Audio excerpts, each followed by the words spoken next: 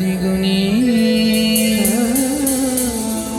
৬০,০০০ বসিয়াছে ঋষিয়ার মুনি এক এক করে সুখদেব করিছে আলোচনা যাহা হইতে ঘুচে জীবের যাতে যন্ত্রণা ভগবদ কথামৃত পরমা মধু মধু যেই জানা করে শ্রবণ সেবার চত ভগবদ কথামৃত যার কারণে যা পুনরায় তার নাহি মনুষ্য জন্ম হয়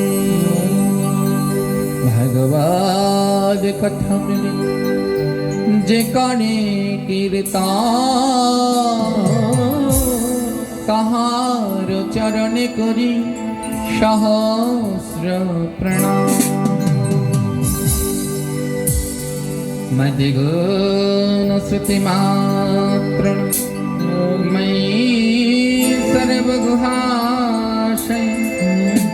মনোগতির বিচ্ছিন্ন যথা গঙ্গা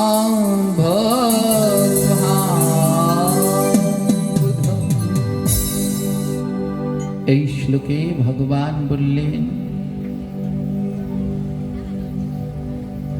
মদ গুণ শ্রুতিমাত্রে না ভগবানের এই অমৃতময় কথা যদি কেউ শ্রবণ করেন তার কি হয় জন্ম জন্মান্তরের পাপরাশি দূর হয়ে যায় বড় ধ্যান দিয়ে শ্রবণ করবেন মা ভগবানের এই অমৃতময় গুণকথা শ্রবণ করলে জন্ম জন্মান্তরের পাপ রাশি যায় কিন্তু সেই অমৃতময় কথা শ্রবণ করলে পাপ রাশি যায় তবে সবার বদনে শ্রবণ করলে যায় না সবার বদনে শ্রবণ করলে যায় না বলে কোন বদনে শ্রবণ করলে যায় যেই বদনে কোনো তামসিক আহার হয় না যেই বদন কোনো মিথ্যে কথা বলে না যেই বদন সদা হরিনাম সংকীর্তন করে এমন কোনো বদনে যদি হরিকথা শ্রবণ করতে পারেন তাহলে আপনার জন্ম জন্মের পাপরাশি ধ্বংস হবে এবং অনায়াসে উদ্ধার লাভ হতে পারবে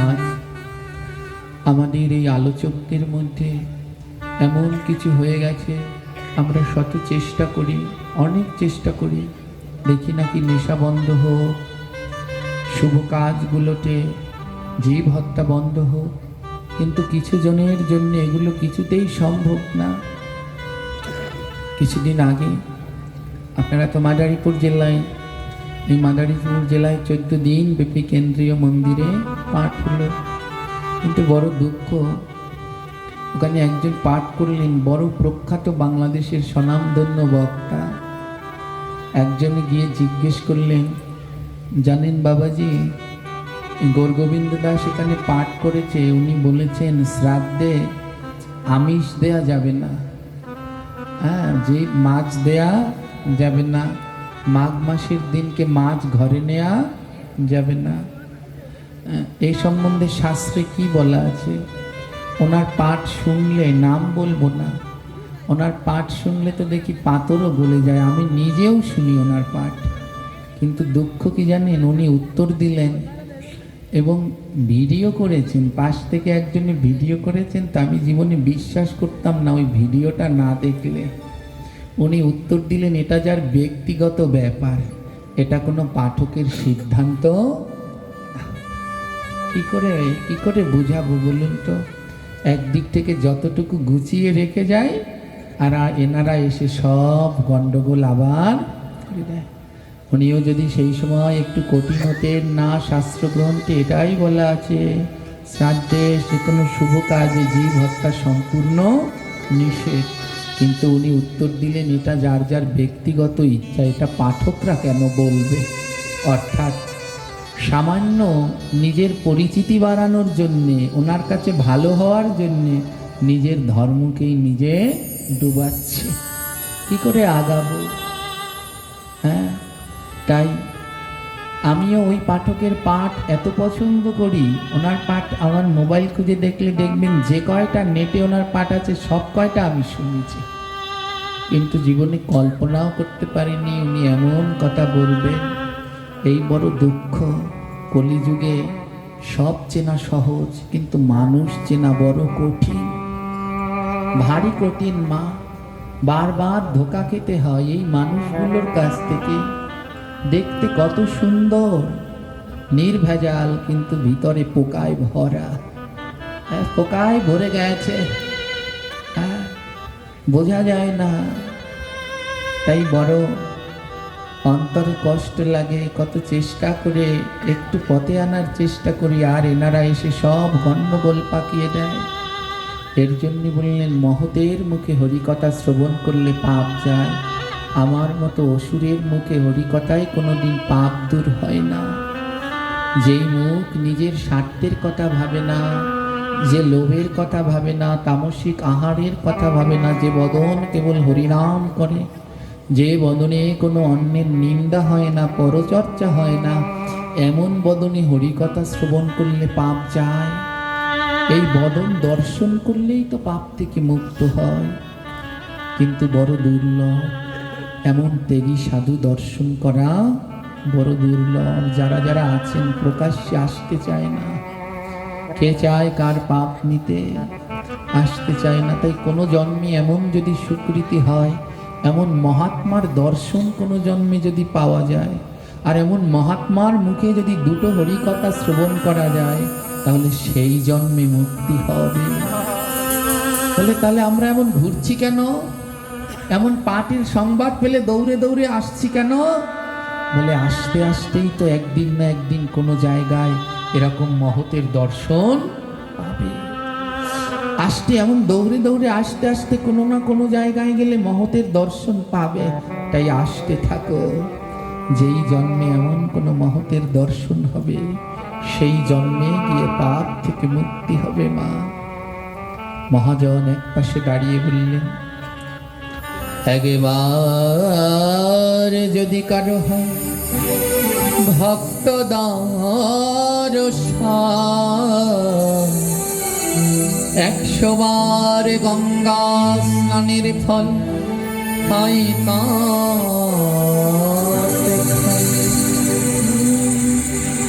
একবার যদি কেউ ভক্তের দর্শন করে, 1-2 নয় গো, 100 বার তার গঙ্গা স্নানের ফল হয়ে যায়।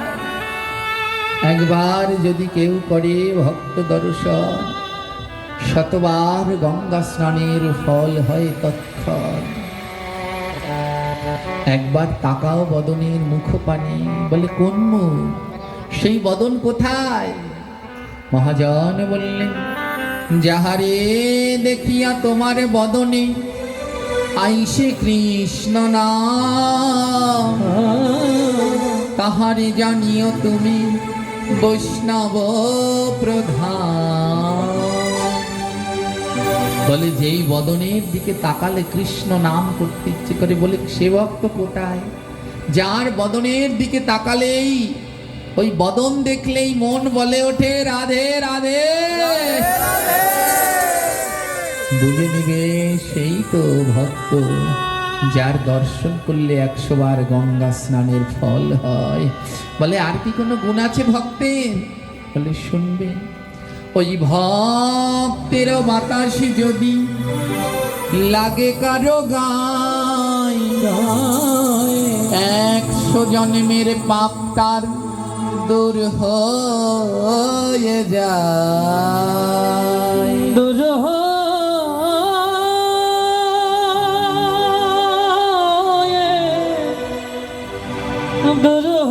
রাধে রাধে।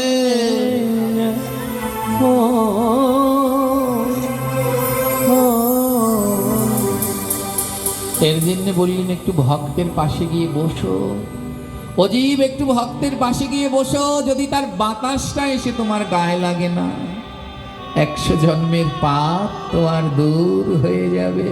বলে আর কি কোনো গুণ আছে? বলে আছে তো। ভক্তের পরশ যদি কেউ করে একবার, হৃদয় মাঝে কৃষ্ণ ভক্তি উদয় যে হয় তার।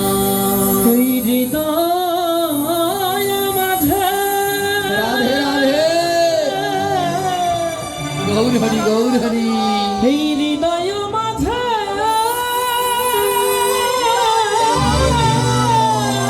হরি বল।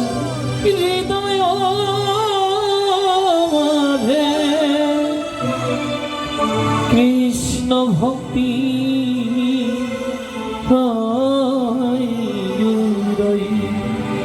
যদি একবার ভক্তের পরশ করে না, তাহলে তার হৃদয় মাঝে কৃষ্ণ ভক্তির উদয় হয়ে যায়, ওই ভক্তি আর যায় না। বলে কৃষ্ণ ভক্তের আর কি গুণ আছে? এক পাশে দাঁড়িয়ে বললেন মহাজন শুনবে, আরেকটি গুণ শুনবে। কৃষ্ণ ভক্তের চরণ ধুলি যে বা মাখে অঙ্গে, অঙ্গে প্রাণ গোবিন্দ বলি আমি থাকি তার সঙ্গে, আমি থাকি হরি বল হরি বল। আমি থাকি ভক্তের আমার গোবিন্দ বললেন আমি সবাইকে ছেড়ে যাব, সবাইকে ছেড়ে যাব, কিন্তু যে কৃষ্ণ ভক্তের চরণ ধুলা অঙ্গে মাখে আমি কোনো দিন তাকে ছেড়ে যাব না। কারণ তাকে যে আমি বড় ভালোবাসি, যে আমার ভক্ত ভালোবাসে আমি তাকে বড় ভালোবাসি। ভক্তেরও এত কগুণ কখনো না যায়, কৃষ্ণ ভক্তের চরণে প্রণতি করো মনোহায়। একবার এই কৃষ্ণ ভক্তে রাধে কৃষ্ণ ভক্তে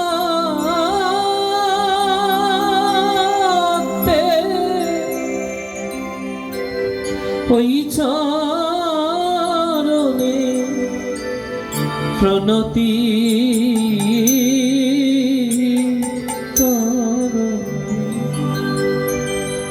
গৌর হরি বলে একবার যদি কারো কৃষ্ণ ভক্তের চরণ দুলি কেউ অঙ্গে মাকে, গৌর বললেন আমি তাকে কোনোদিন সঙ্গ ছাড়া করি না, সঙ্গে সঙ্গে রেখে দেই। হে আমার কৃষ্ণ ভক্তগণ, এই মানব জীবন সেদিন ধন্য হবে যেদিন করবেন আমার প্রভু শ্রী নামের সন্ধান। তাই সেই মুখে কৃষ্ণ কথা শ্রবণ করলে জীব উদ্ধার হয়, যেই মুখ প্রভুর নাম ছাড়া আর কিছু করে না। শ্রীকৃষ্ণ চৈতন্য মহাপ্রভু আমার যখন ঝাড়খণ্ডের জঙ্গলের মধ্যে দিয়ে গেলেন, ওমা কতজন যে উদ্ধার হলেন।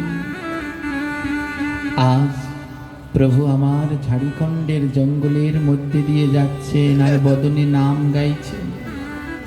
নাম ছাড়া এই কলিজীবের মুক্তির আর কোনো পথ নেই, তাই ঝাড়খণ্ডের জঙ্গল দিয়ে যাচ্ছেন আর প্রভু আমার বদন ভরে গাইছেন। হরে কৃষ্ণ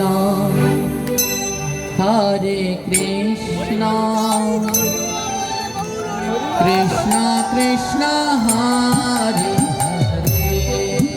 সকলে গাইব আমরা। হরে রাম হরে রাম রাম রাম হরে হরে।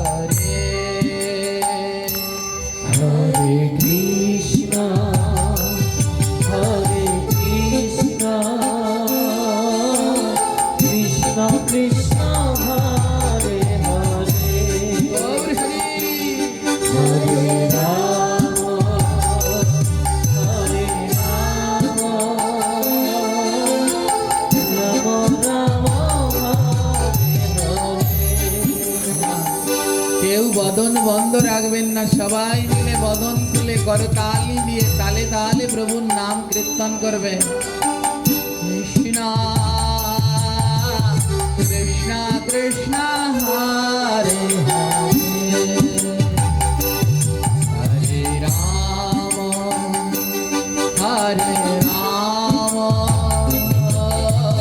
রাম রাম হরে হরে, হরে কৃষ্ণ হরে কৃষ্ণ কৃষ্ণ কৃষ্ণ হরে হরে, রাধে। রাম আরো জোরে ভক্তগণ, রাম রাম হরে হরে, হরে কৃষ্ণ হরে কৃষ্ণ কৃষ্ণ কৃষ্ণ হরে হরে, হরে রাম হরে রাম, রাম রাম হরে হরে। হরে কৃষ্ণ গাও, হরে কৃষ্ণ এমন জন্ম আর হবে না, আদর ভরে গাও। হরে হরে, হরে রাম হরে রাম, রাম রাম হরে হরে, হরে কৃষ্ণ হরে কৃষ্ণ কৃষ্ণ কৃষ্ণ হরে হরে, হরে রাম হরে রাম, রাম রাম হরে হরে। হরে কৃষ্ণ হরে কৃষ্ণ কৃষ্ণ কৃষ্ণ হরে হরে, হরে রাম হরে রাম, রাম রাম হরে হরে, এই নাম করলে কি হয়? বৈষ্ণব কবি বললেন এই নাম করলে কি হয় জানো? এই নাম করলে প্রভু আসে। আমার ভগবানকে পাওয়ার মন্ত্র এই নাম। যদি বদন ভরে গাইতে পারো, তোমার কাছে একদিন আমার গৌর এসে ধরা দেবে, আসবে, এই নাম করলে আসবে। বৈষ্ণব কবি বললেন হ্যাঁ, যদি তুমি এক মনে এই নাম করতে পারো, তোমার কাছে একদিন প্রভু ধরা দেবে। হরে কৃষ্ণ হরে কৃষ্ণ কৃষ্ণ কৃষ্ণ হরে হরে, হরে রাম হরিব হরে রাম, রাম রাম হরে হরে। হরে কৃষ্ণ হরে কৃষ্ণ বলো বলো, কৃষ্ণ কৃষ্ণ হরে হরে, হরে রাম হরে রাম, রাম রাম হরে হরে, অজিত, যদি এই নাম করো না, তোমার কাছে আমার প্রভু আসবে, ধরা দেবে। দেখো, আমি তো কতদিন ধরে নাম করি, কিন্তু প্রভু তো আমার কাছে ধরা দেয় না। কেমন করে বুঝবো আমার কাছে প্রভু ধরা দেবে? বলে যেদিন বদনে কৃষ্ণ নাম গাইবে আর নয়নে ধারা ঝরবে, যেদিন দেখবে বদনে কৃষ্ণ নাম আর নয়নে জল, বুঝে নেবে তোমার কৃষ্ণ দর্শনের সময় হয়ে এসেছে। তাই দুটি নয়নের জল ডাকো হরে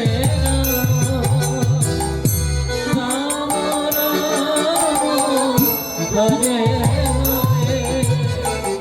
হরে কৃষ্ণ হরে কৃষ্ণ হরি বল কৃষ্ণ কৃষ্ণ হরে হরে হরে রাম হরে রাম রাম রাম হরে হরে হরে কৃষ্ণ হরে কৃষ্ণ কৃষ্ণ কৃষ্ণ হরে হরে হরে রাম হরে রাম রাম রাম হরে হরে ভক্ত জিজ্ঞেস করছে নগো বৈষ্ণব আমি কৃষ্ণ নাম করি কিন্তু জানো আমার নয়নে না জল ঝরে না। বৈষ্ণব কবি বললেন এ জগতে কৃষ্ণ নামে সবার নয়নে জল ঝরে না। এ জগতে কৃষ্ণ নামে তার নয়নে জল ঝরে যে সাধু সঙ্গ করে। এ জগতে কৃষ্ণ নামে তার নয়নে জল ঝরে যে বদনে নাম করে আর দুই বাহু দিয়ে ভক্তের সাথে প্রেমালিঙ্গন করে। ধরো না বদনে মধুর কৃষ্ণ নাম করা।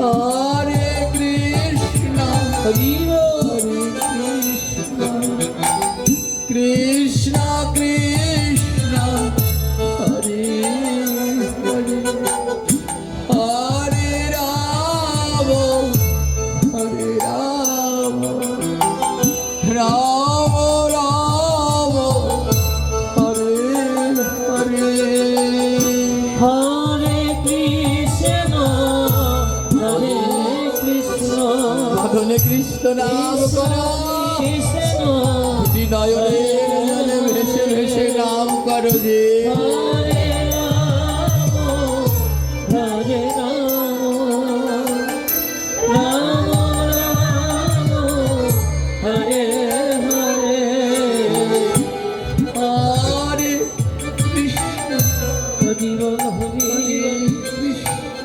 হরি বল কৃষ্ণ কৃষ্ণ হরে হরে রাম হরে রাম দিন বয়ে রাম রাম হরে হরে হরে কৃষ্ণ হরে কৃষ্ণ যাও না গো ওই কৃষ্ণ ভক্তকে গিয়ে জড়িয়ে ধরো। অমন কৃষ্ণ ভক্তের পরশ না হলে যে নয়নে জল ঝরে না। হরে রাম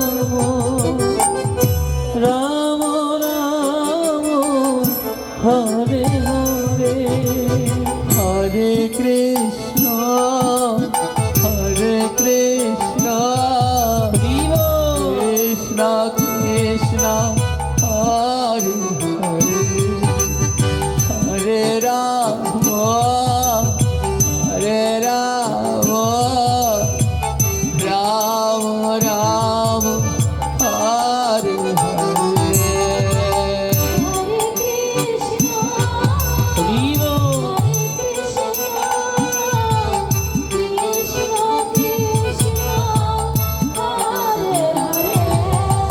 রাধে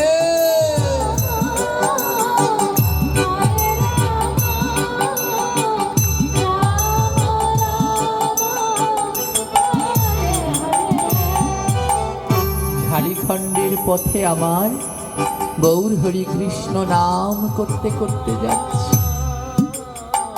আর যখন কৃষ্ণ নাম করতে করতে প্রভু আমার রওনা দিয়েছে, দুই নয়ন থেকে অঝোর ধারায় জলগুলো ঝরে পড়ছে।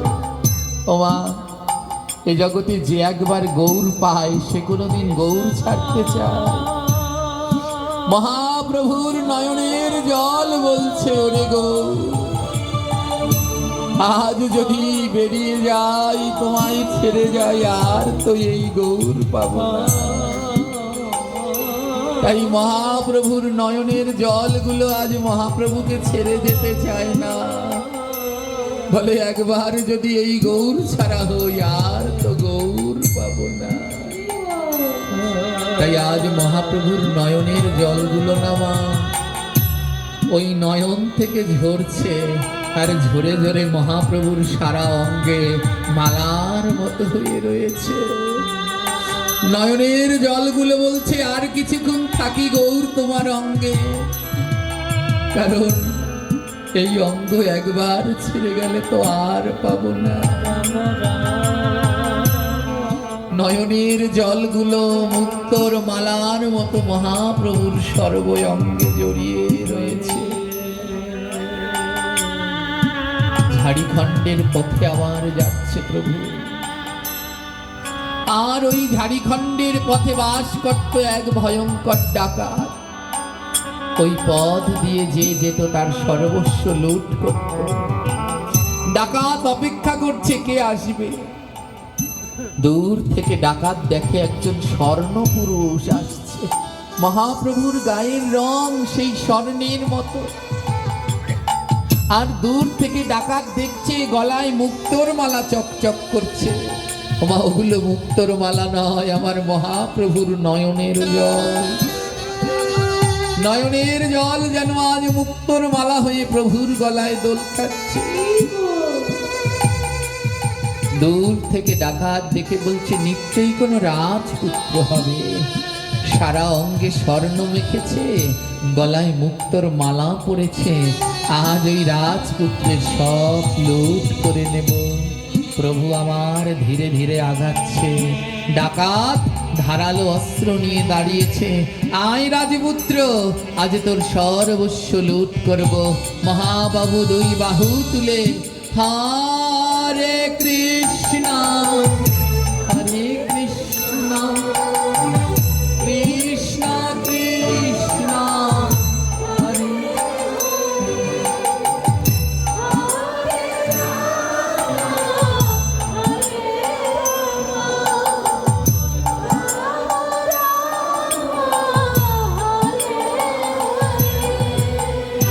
হরে কৃষ্ণ বলো বলো বলো হরে কৃষ্ণ কৃষ্ণ হরে হরে হরে রাম হরে রাম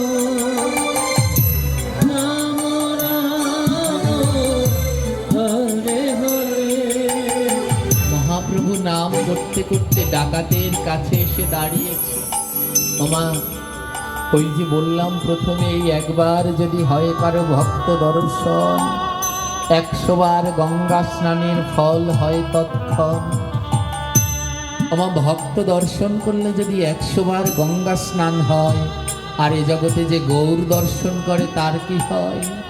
ওই ডাকাত যখন মহাপ্রভুর দিকে তাকিয়েছেন, ওই রূপ দেখে ডাকাত উন্মত্ত হয়ে গেলেন।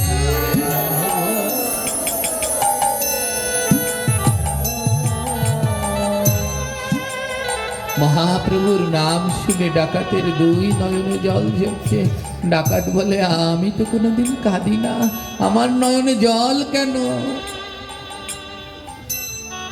এই তুমি কে? মহাপ্রভু বললেন, ও ভাই, তুমি এমন অস্ত্র নিয়ে দাঁড়িয়ে আছো কেন? আসো, বদন ভরে নাম করো, তুমি উদ্ধার হয়ে যাবে। এই নাম ছাড়া কলিজীবীর আর উদ্ধারের পথ নেই। ডাকাত বলল, না না, আমি নাম গাইব না। মহাপ্রভু বললেন, গাইবে না?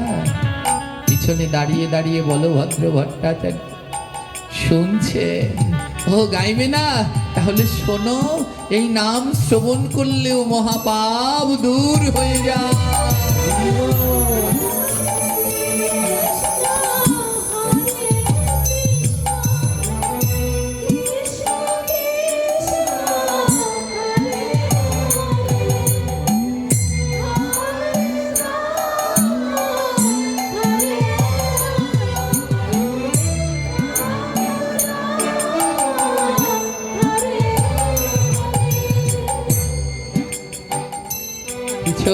থেকে বলভদ্র আচার্য দেখছে খানিক নাম শুনতে শুনতে ডাকাতের নয়ন থেকে জল ঝরছে। মহাপ্রভুর সঙ্গ পেয়ে, মহাপ্রভুর বাতাস লেগে, মহাপ্রভুর দর্শন করে, মহাপ্রভুর বদনে নাম শ্রবণ করে ডাকাতের জন্মে জন্মের পাপ দূর হয়ে গেছে। ডাকাত বদন ভরে বলছে, হরে কৃষ্ণ হরে কৃষ্ণ কৃষ্ণ কৃষ্ণ হরে হরে হরে রাম হরে রাম রাম রাম হরে হরে। সেই ডাকাত কৃষ্ণ নাম গাইছে। মহাপ্রভু দুটি হাত বাড়িয়ে দিয়েছে, নাই আমার বুকে আয়, যেটুকু বাকি আছে সেইটুকু দিয়ে দেই। পিছন থেকে বলভদ্র বলছে, প্রভু ডাকাত। প্রভু বললেন, এই যুগে আমি জাত পাত দেখে বিচার করবার জন্য আসিনি, এই যুগে আমি সবার কাছে নাম বিলানোর জন্য এসেছি। চোর ডাকাত নম শুদ্ধ ব্রাহ্মণ চণ্ডাল আমি কাউকে দেখি না, দেখি কার মুখে নাম আর কার নয়নে জল। যার মুখে নাম আর যার নয়নে জল, তারে ধরে প্রভু আমার দেয় গোল। বলো বলো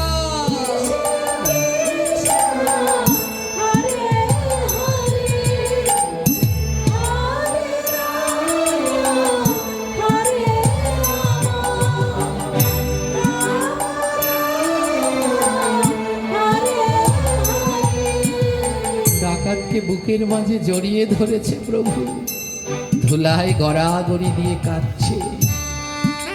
মহাপ্রভু বুকে জড়িয়ে ধরেছেন তো ডাকাতটা পিছন থেকে দেখছে 7টা বাঘ আসছে। 7টা বাঘ, ক্ষুধার্ত 7টা বাঘ ধেয়ে ধেয়ে আসছে। ডাকাত বলছে, প্রভু পালাও। ওই যে দেখো বনের হিংস্র বাঘ আসছে প্রভু, চলো পালাও, ও বাঘ যে খেয়ে ফেলবে, মেরে ফেলবে প্রভু। মহাপ্রভু বললেন, শান্ত হও ভক্ত। 7টি বাঘ দৌড়ে দৌড়ে মহাপ্রভুকে খেতে মহাপ্রভুর কাছে আসলেন। মহাপ্রভু বললেন, শান্ত হও ব্যাঘ্র। ও ব্যাঘ্র, তোমরা নিশ্চয়ই পূর্বজন্মে মহাপাপ করেছিলে, তাই এই জন্মে এমন মাংস খাদক হয়ে জন্মগ্রহণ করেছ। কিন্তু জানো ব্যাঘ্র, যদি কৃষ্ণ নাম করে তাহলে সেই পাপ দূর হয়ে যায়। ও ব্যাঘ্র, তোমরা তো কৃষ্ণ নাম করতে পারো না, তবে একটু কৃষ্ণ নাম শ্রবণ করো, তোমাদের পাপ দূর হয়ে যাবে ব্যাঘ্র। 7টি বাঘ বসে পড়েছে, মহাপ্রভু নাম করছে, 7টি ব্যাঘ্র বদন ভরে শ্রবণ করছে। হরে কৃষ্ণ কৃষ্ণ হরে হরে হরে রাম হরে রাম রাধে রাম রাম হরে হরে। বাবা, মহাপ্রভুর বদনে নাম শ্রবণ করে ব্যাঘ্র, বনের হিংস্র ব্যাঘ্ররাও কাঁদছে। বাঘগুলো ডেকে ডেকে বলছে, প্রভু গো, এই মধুর নাম শ্রবণ করলে নাকি 2 বাহু তুলতে হয়, এই নাম শ্রবণে নাকি ভক্তের চরণ ধুলা নিতে হয়, এই নাম শ্রবণে নাকি ভক্তের প্রেমালিঙ্গন করতে হয়। কিন্তু হে ভগবান, আমরা তো বনের বাঘ, আমাদের তো তুমি হাত দাওনি। হে কৃষ্ণ ভক্তগণ, এই জগতে গোবিন্দের 84 লক্ষ প্রকার প্রজাতির সৃষ্টি। এই 84 লক্ষ প্রজাতির মধ্যে একমাত্র মনুষ্য জাতিকে গোবিন্দ 2টি হাত দিয়েছেন। আর কোন জাতিকে, কোন পশুকে, কোন পাখিকে গোবিন্দ 2টি হাত দেয়নি। বলে গোবিন্দ এই হাত দুটি দিল কেন? বলে এই হাতে সারা জীবন টাকা গুনবে, এবার জপ মালা নাও, এই হাতে জপের মালা গোনো।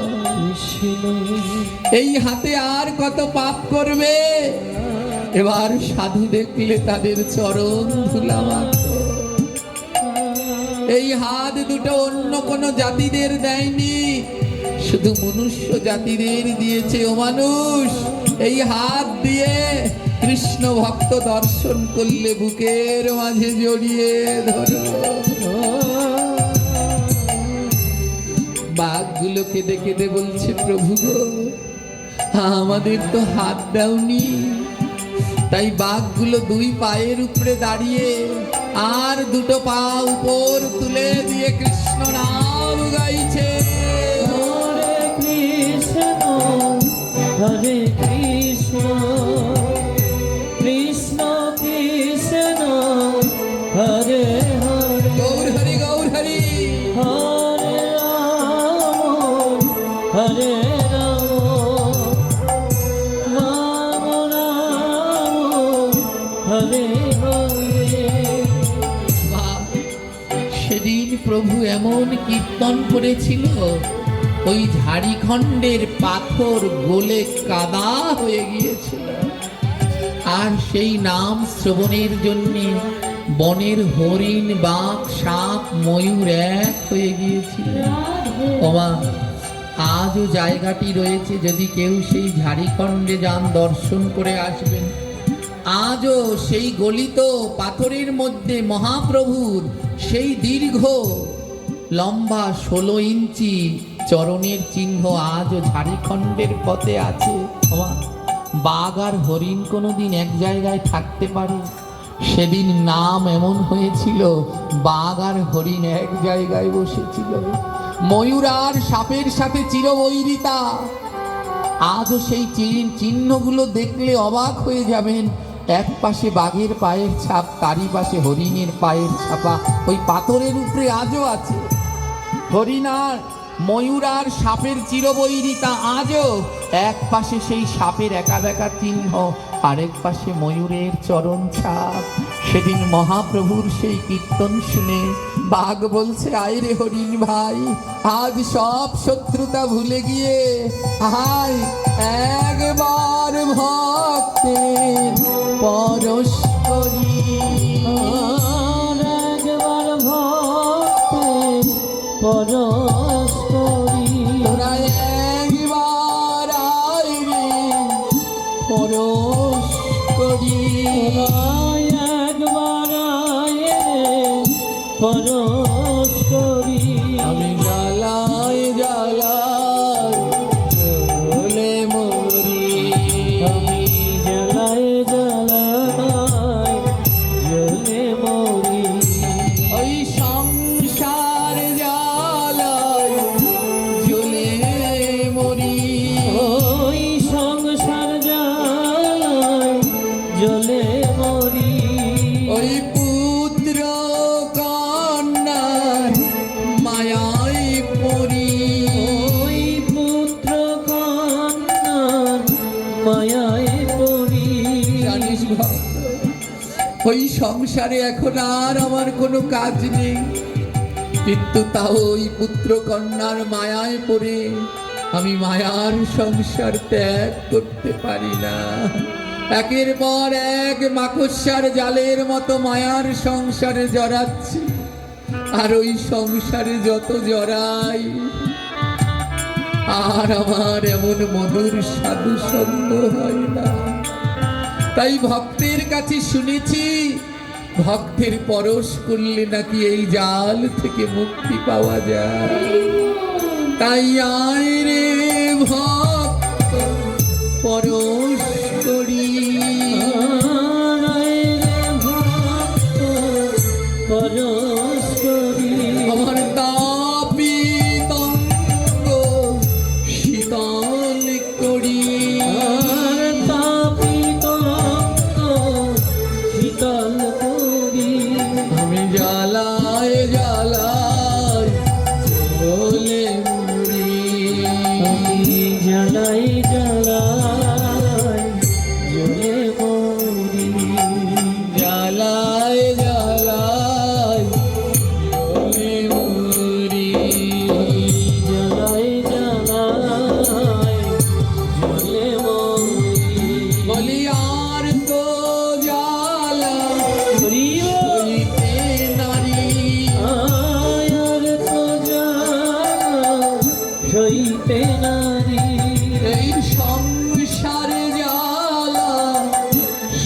সইতে নারী। সংসার জ্বালা সইতে নারী। রায়াইরি ভক্ত পরশ করি। হায় রে ভক্ত পরশ করি। এই সংসার জ্বালা সইতে নারী। এই সংসার জ্বালা সইতে নারী। বাবা, এই মায়া নামক সংসার চারপাশ থেকে আমাদের ঘিরে ধরেছে। এক একজন এক এক সংসারের জ্বালায় ভোগ করছে, কিন্তু কেউ কারো কাছে বলতে পারছে না। এ যে বড় যন্ত্রণা। আর এই সংসার জ্বালা থেকে যেইখানে গেলে একটু শান্তি পাওয়া যায়, সেটা এই সাধু সঙ্গ, এই ভক্তের চরণে মধুর বৃন্দাবনে আসলে।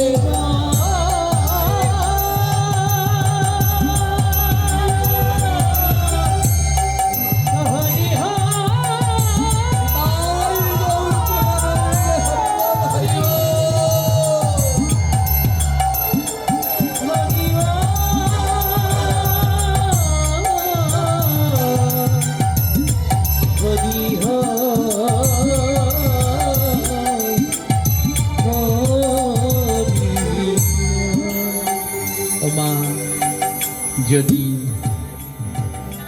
বাঘ আর হরিণ হিংসা ছেড়ে দিয়ে এক হয়ে আলিঙ্গন করতে পারে, সাপ আর ময়ূর তাদের সেই চিরবৈরিতা ছেড়ে দিয়ে যদি একে অন্যকে জড়িয়ে ধরতে পারে, তাহলে এই গৌর নামে আমরা কেন পারলাম না? এত সাধু সঙ্গে গে যেও আমাদের মনের কেন হিংসা অভিমান দূর হয় না? বেশি দিনের তো সময় না, অল্প দিন আছি মাত্র। অল্প দিন এই মায়ার সংসারে। কালকে আমাদের ভাগবত ছিল রাজবাড়ি, ওখানে চঞ্চল বাবাজি পাটে একটা কথা বললেন। সবাই উঠে উঠে চলে যাচ্ছে ভাগবতের আসর ছেড়ে। বাবাজি বললেন, ওমা, যেই ঘরে যাচ্ছে ওই ঘরে আর কয়দিন থাকতে পারবা? যে ঘরে যাওয়ার জন্য পাগল, ও ঘরে তো বেশি দিন থাকা যাবে না। দেহ থেকে প্রাণ পাখিটা চলে গেলে ওই ঘর থেকে তোমায় বের করে দেবে। ওই ঘরে আর তোমায় ঠাঁই দেবে না গো। আজ যদি এখান থেকে যাওয়ার পথে তোমার মৃত্যু হয়ে যায়, বড় আশ্চর্যের সংসার মা। আজ এখান থেকে যাওয়ার পথে যদি কারো মৃত্যু হয়, তোমাকে বাড়িতে নেবে কিন্তু ঘরে আর উঠাবে না। তুলসী তলায় রাগবে শোয়াইয়া, তুলসী তলায় রাগবে শোয়াইয়া। দেবে না তোমায় ঘরে উঠাইয়া, নেবে না তোমায় ঘরে উঠাইয়া। যেই ঘরে যাওয়ার জন্য এত পাগল, দেহ থেকে প্রাণ পাখিটি বেরিয়ে গেলে তুলসী তলায় শুয়ে রাখবে, আর তোমায় ঘরে উঠাবে না। বড় মায়াবী এ সংসার, বড় মায়াবী। আজ তোমার হাতে যদি সোনার একটা আংটি থাকে, গলায় চেইন বা কানের দুল থাকে, আত্মীয় স্বজনরা সেই সোনার জিনিসটা খুলে ঘরে নেবে, কিন্তু তোমায় আর ঘরে নেবে না। দেহ থেকে প্রাণ পাখি চলে গেলে স্বর্ণটা তাদের কাছে দামি, কিন্তু তোমার আর দাম নাই। ও মানুষ, এখনো হুঁশ হলো না। সময় থাকিতে ধরো ভক্তের চরণ, আর সময় থাকিতে ধরো ভক্তের চরণ। তোরা সময় থাকিতে ধরো ভক্তের চরণ, আর সময় থাকিতে ধরো বৈষ্ণব চরণ। করো রে মন প্রেমালিঙ্গ, আর করো রে মন প্রেমালিঙ্গ। করো রে মন প্রেমালিঙ্গ। করো রে মন প্রেমালিঙ্গ। হরনামত ওই ভক্তের চরণ ধরলে পার হতে পারবে। ওমা জানেন সেদিন ওই 7টা বাঘ ঝাড়িখণ্ডের পথে প্রভুর সাথে নাম করলে, আর বলভদ্র ভট্টাচার্য তার সাক্ষী। মহাপ্রভু বাঘের বদনে প্রসাদ তুলে দিলেন। বাঘ কোনোদিন প্রসাদ খায়? বলে খায় গো, যদি কেউ অমন মহাপ্রভুর মতো মহতের দর্শন পায়।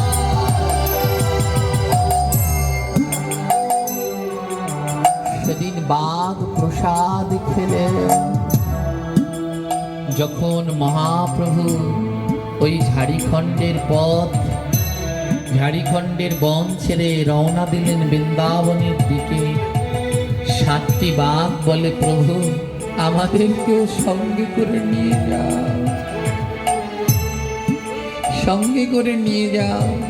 মহাপ্রভু বললেন, না গো ব্যাঘ্র, তোমরা যে বনের বাসিন্দা, তোমাদের বনেই থাকতে হবে, তোমরা এই বনেই থাকো। 7টি ব্যাঘ্র বললেন, জানি একবার ছেড়ে দিলে সোনার গৌর আর পাওয়া যায় না, জানি আজ যদি তুমি ছেড়ে যাও আর কোনোদিন তোমায় পাবো না গৌরহরি, কথা দাও আমরা এই বনেই থাকবো, শুধু কথা দাও আমাদের অন্তিম কালে এসে তুমি দাঁড়াবে, শেষ দিনে যেন তোমার দর্শন পাই গৌরহরি, কথা দিয়ে যাও।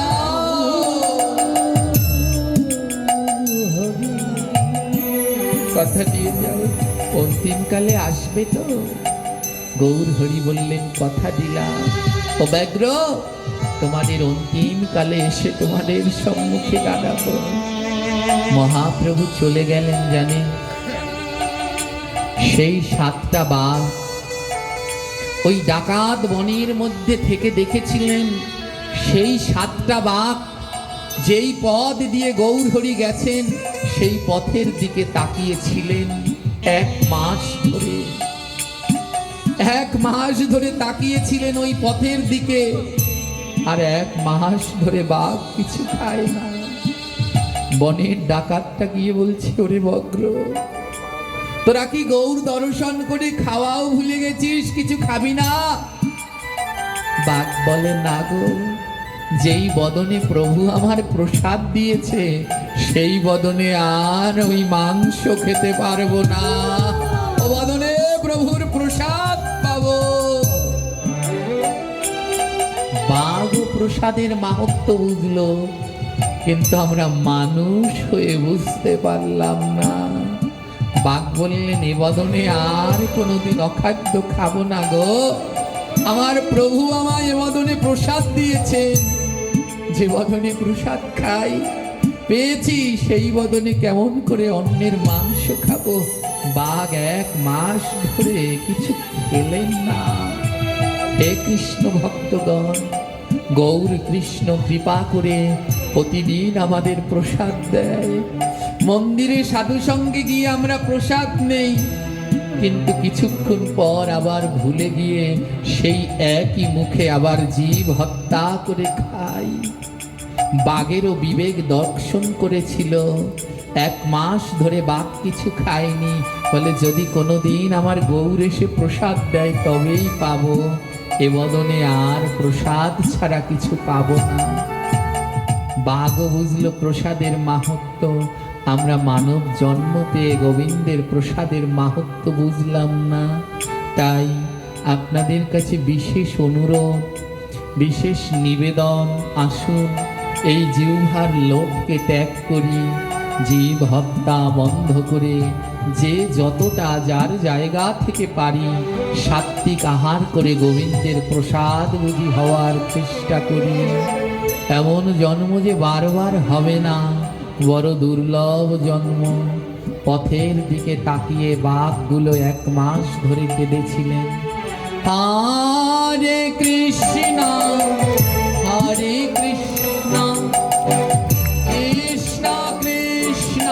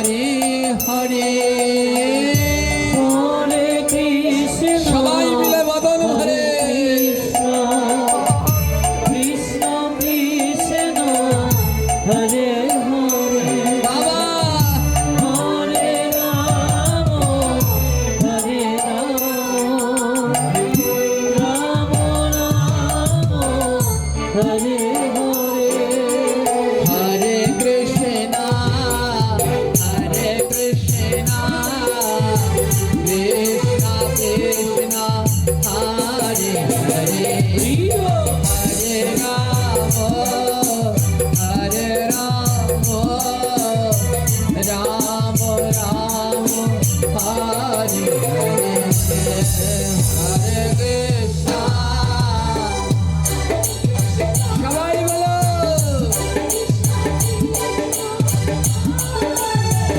বাবা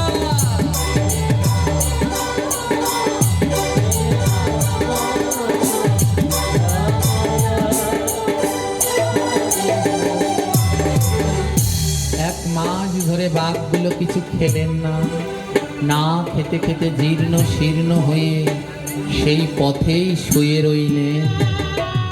আর ওদের যখন অন্তিম ক্ষণ আসলেন, প্রভু কথা দিয়েছিলেন অন্তিম ক্ষণে আসব।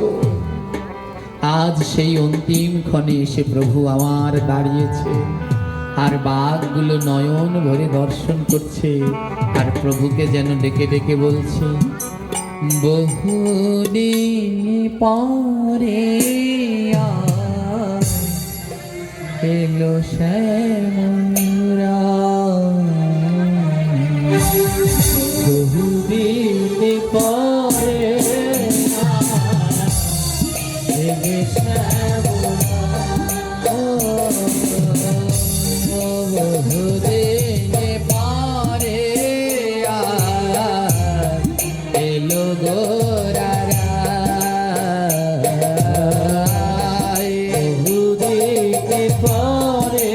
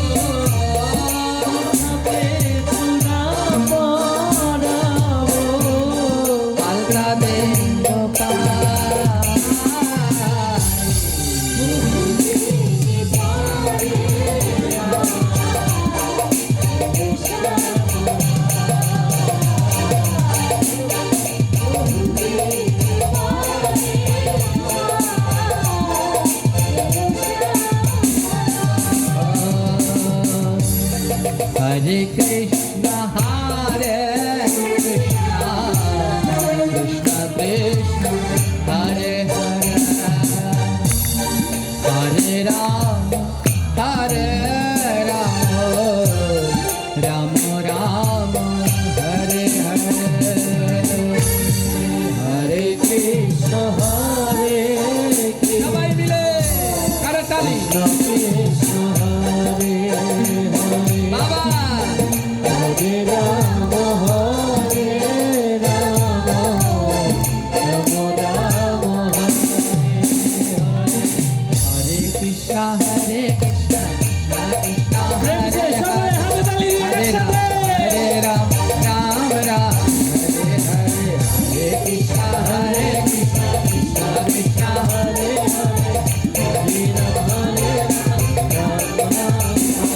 হরে জয় নিতাই। আজকার আলোচনার শিক্ষা, এ জগতে যদি কৃষ্ণ নাম করো তাহলে বাঘের মতো হিংস্র প্রাণীর মনেও হিংসা দূর হয়। তাহলে আমার কেন হলো না? নিশ্চয়ই আমার এখনো ওই কৃষ্ণ নামের ভিতরে ঘাটতি আছে। তাই আসুন, সব হিংসা বিবাদ অভিমান ছেড়ে সবাই এক হয়ে প্রভুর এই নামে আমরা অংশগ্রহণ করি। তাই সবাই ভালো থাকবেন। যদি থাকে লেখা আবার হবে দেখা, যদি থাকে লেখা আবার হবে আহা যদি থাকে লেখা আবার হবে দেখা। যদি থাকে লেখা আবার হবে জয় নিতাই। অনেকদিন ধরে এখানে আরো একটা পাঠের কথা আমাদের বলছে, কিন্তু সময় হচ্ছে না।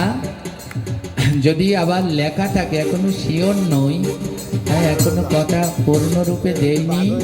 চৈত্র মাসের শেষের দিন 29 এবং পহেলা বৈশাখ, যদি ভাগ্য ভালো হয় আপনাদের সাথে এবার পহেলা বৈশাখ কাটাবো।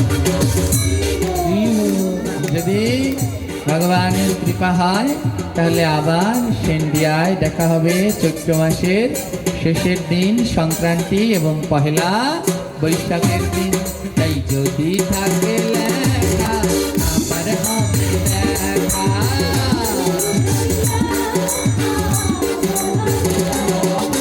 এইখানে কে বলে যাই সবাই টাটা বাই বাই।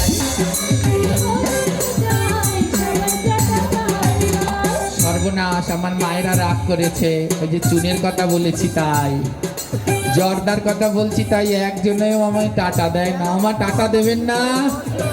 এবার তো চলে যাওয়ার সময় হয়েছে, দেবেন কি না? তাহলে হাত তুলুন না কেন? একজনে ওই পাঠে কমেন্ট লিখছে আপনার টাটা নিলে কি হবে। আরে এরা তো এমনিতে হাত তুলতে চায় না মহাপ্রভুর নামে, তাই এটা হলো একটা ছুটা। সবাই মিলে দুই হাত। নিতাই গৌর হরে মাল মহানন্দে বাহুতলা। গৌর হরি বলো প্রেমানন্দে বাহুতলা। নিতাই গৌর হরি বলো প্রেমানন্দে বাহুতলা।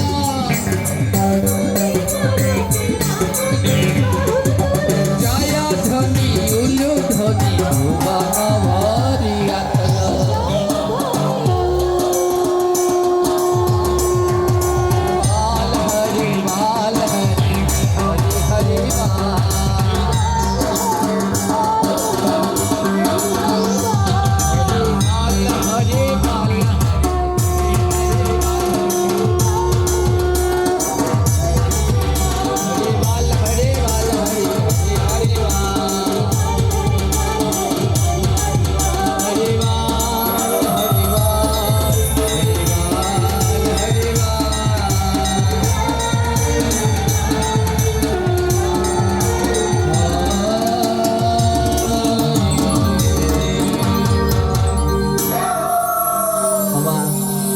আসছে অল্পদিন পরেই পহেলা বৈশাখ। তাই আপনাদের সবাইকে পহেলা বৈশাখের অগ্রিম শুভেচ্ছা, দণ্ডবত, প্রণাম জ্ঞাপন করছি। যদি সুস্থ সবল থাকি তাহলে তো অবশ্যই দেখা হবে। এবার যদি নাও দেখা হয়, পয়লা বৈশাখের দিন কি পান্তা ইলিশ খাবেন নাকি? জোরে বলেন, একটু বলে যাই, খাবেন? 365 দিনের ভিতরে গোবিন্দের প্রিয় হলো 40টা দিন, আর 40 দিনের ভিতরে গোবিন্দের প্রিয় হলো 18 দিন। সেই 18 দিনের মধ্যে একটা হলো পহেলা বৈশাখ। ওই দিনকে সবাই ঘরে ঘরে ভোগ রান্না করে গোবিন্দের ঘরে ঘরে ভোগ দেবেন। হ্যাঁ, নিজেরাও প্রসাদ পাবেন, আমার গোবিন্দ পাবে। সেদিনকে আবার পান্তা ইলিশ খাবেন, তাহলে কিন্তু নরকে যাবেন।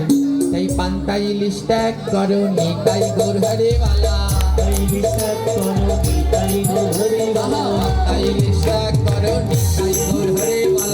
তাই বিশ্বাস করো তাই হরি বালা। পান্তা ইলিশ পরে খেও, কিন্তু পহেলা বৈশাখের দিন এই পাপ কাজ করো না। অনেকে আবার মনে মনে বলে কি, বছরের প্রথম দিন যদি আড়াই মাস করে কাটায় তাহলে সারা বছর আনন্দে যায়। তাই তারা আবার পান্তা ইলিশ না, ওর থেকে বড়টা খায়, বলে সারা বছর এইগুলোই খেতে পারবো না। না, মনে অভ্যাস করো, বছরের প্রথম দিন গোবিন্দের প্রসাদ পাই, আর সারা বছরই যেন গোবিন্দের প্রসাদ পেয়ে আনন্দ পাই। সবাই ভালো থাকুন, সুস্থ থাকুন। যারা আদ্যকার এই ভাগবত পাঠের আয়োজন করলেন, আমরা এবার তাদের জন্য, এই গৃহস্থের জন্য একটু প্রার্থনা করব। সবাই মিলে দুটি হাত জোর করুন। হে গোবিন্দ, হে নাথ, হে মধুসূদন, হে গিরিধারী, হে নারায়ণ। আজ যারা করল এই ভাগবত পাঠের আয়োজন, তাদের যদি থেকে থাকে কোনো ভুল ত্রুটি অপরাধ, ক্ষমা করে দিও আমার অনাথের নাথ। এই ভাগবতের সাথে যুক্ত আছেন যারা যারা, সবাইকে তুমি যেন করুণা চরণ ছাড়া। আজ শুনলো যারা তোমার বাণী, গাইলো যারা গান, তোমার ভাগবতে পাঠে করলো যারা দক্ষিণা দান, অন্তিম কালে দিও তাদের তোমার রাতুল চরণ। আজ দূর দূরান্ত থেকে এলো যত কৃষ্ণ ভক্তগণ, যারা করলো তোমার ভক্তদের জন্য প্রসাদ রন্ধন, যারা পাঠ অন্তে ভক্তদের মাঝে করবেন প্রসাদ বিতরণ, সকলকে সুস্থ রেখো প্রভু নারায়ণ। এই গৃহে আছে যত তোমার সদস্যগণ, সুস্থ সবল রেখো প্রভু দিয়া তোমার ও রাঙা চরণ। প্রতি বছরে যেন এমনি করে এই আঙিনায় এই ভক্তবৃন্দ এনে নব বৃন্দাবনে মিলাবারে পারে, সেই শক্তি সামর্থ্য প্রভু দান কর কারে। এবার নিতাই গৌর হরি বলে ভক্তবৃন্দ সবাই মিলে প্রেমানন্দে ধ্বনি কর।